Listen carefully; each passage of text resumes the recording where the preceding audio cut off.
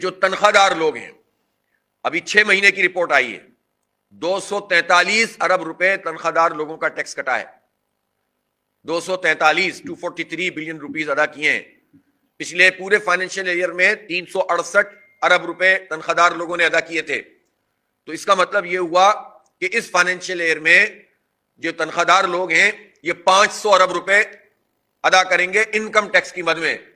اور ان ساری پارٹیوں میں یہ اتحاد اور اتفاق موجود ہے کہ یہ بڑے جاگیرداروں پہ ٹیکس نہیں لگا رہے،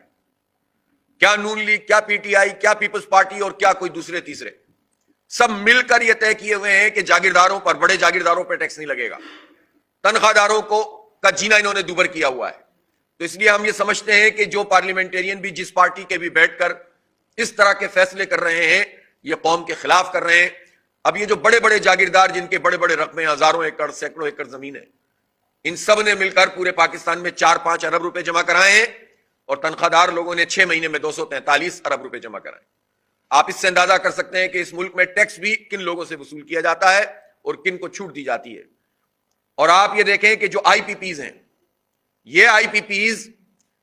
2000 ارب روپے ان کو کیپیسٹی پیمنٹ کے، جو بجلی بنائی ہی نہیں اس کے ادا کیے گئے، اور دوسری طرف کم از کم 1000 ارب روپے ان کو انکم ٹیکس کی چھوٹ دی گئی۔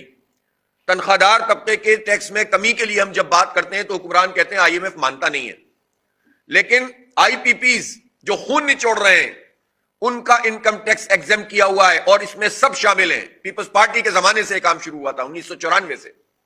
پھر نون لیگ، پھر اس کے بعد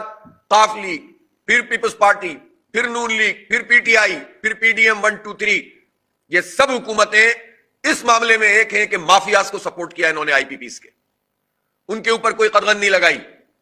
اور عوام کا خون نچوڑا ہے، بجلی کے بل بڑھائے ہیں، ٹیکس اس میں بڑھائے ہیں، پیٹرول کی لیوی پر سب کا اتفاق ہے۔ ہر دور میں جو ہے عوام کو برباد کرنے کا سامان یہ کرتے ہیں،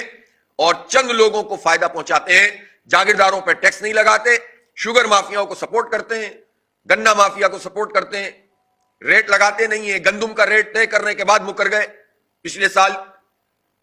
جس سے کسان تباہ ہو کر رہ گیا۔ کپاس کی فصل میں پرابلم آئی ہوئی ہے، اس وقت شدید بحران کا شکار عام کسان اور کاشتکار ہے، لیکن بڑے جاگیرداروں سے ان کی ساز باز ہے، اور چھوٹے کاشتکاروں کا بیڑا غرق کر کے جو نیشنل فوڈ سیکیورٹی ہے اس کے حوالے سے بھی ایک بحران پیدا ہو گیا ہے۔ لہذا ہم یہ سمجھتے ہیں کہ ہم اس پارلیمنٹ کے اس شرمناک رویے کو کہ عوام کا خون نچوڑو اور اپنی تنخواہیں بڑھاؤ، اس کو مسترد کرتے ہیں، اور یہ ساری جماعتیں اس کی رسپانسبل ہیں،